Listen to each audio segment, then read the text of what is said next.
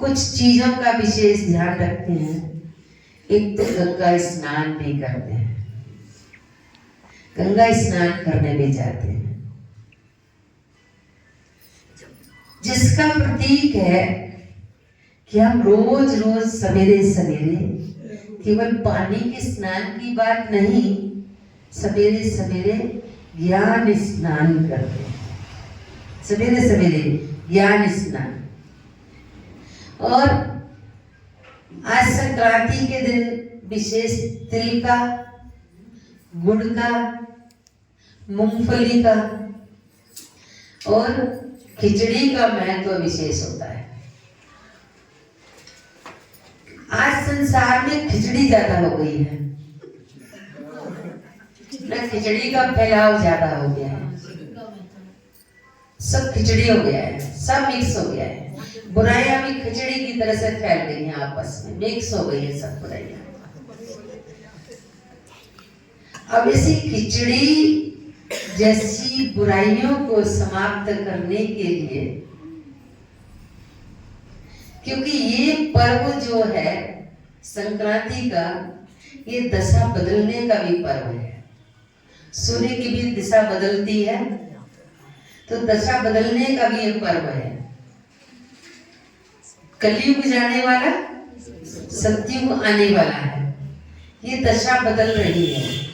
ज्ञान सूर्य स्वयं परमात्मा आकर के हमारी दशा बदलते हैं। तो खिचड़ी जैसी जो बुराइयां हैं वो दान में दे दो परमात्मा को। जैसे आज बाबा ने मुरली में कहा ना, जिसके अंदर अवगुण है वो कौन है? भूतनाथ और भूतनाथ नहीं। तो अवगुण जैसी जो बुराइयां हैं, खिचड़ी जैसी जो बुराइयां हैं, इनको दान में दे दो। और दैवी गुण रूपी खिचड़ी बना लो, दैवी गुण रूपी खिचड़ी बना लो कि दैवी गुण धारण कर लो। पवित्रता, सहनशीलता, अंतर्मुखता, पवित्रता, धैर्यता, अंतर्मुखता, मुस्कुराहट, ये सब दैवी गुण है। इन दैवी गुणों को अपने अंदर समाहित कर लो। एक खिचड़ी दान करो और दूसरी खिचड़ी को अपने अंदर समाहित करो, ये ग्रहण करो। तिल का महत्व होता है, तिल बहुत हल्का होता है, बहुत हल्का तिल होता है। तो हल्के आत्मा तिल जैसी है, उसका आकार भी जो होता है ना, वो तिल जैसा आकार होता है आत्मा का। तो तिल जैसी आत्मा अति सूक्ष्म है, तो तिल जैसे हल्के बन जाओ और विकारों को तिलांजलि दे दो। अब आत्मा को भी मीठा बनाना है। बाबा के मीठे बच्चे, आत्मा को भी मीठा बनाना है। खाली तिल खाते हैं तो कड़वा लगता है, खाली तिल खाते तो कड़वा लगता है, मुख कड़वा हो जाता है। तो उसको खाते हम गुड़ के साथ। गुड़ अर्थात गुण। आत्मा गुणों से संपन्न बन जाए, तिलांजलि दे करके।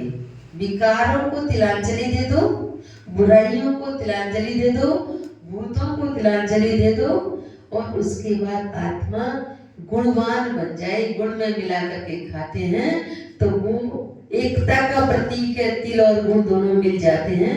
लड्डू ऐसे बनता है ना, हाथ से बनाते हैं, तिल का गुड़ का लड्डू बनाते हैं, तो वो एकता का प्रतीक है। तब उसको खाया जाता है, वो स्वादिष्ट बनता है, मीठा भी लगता है। तो ऐसे ही आत्मा हमारी गुणवान बन जाए। दान का महत्व भी है ना, दान करना है, विकारों का दान देना है, बुराइयों का दान देना है, और सर्वगुणों से संपन्न बनना है।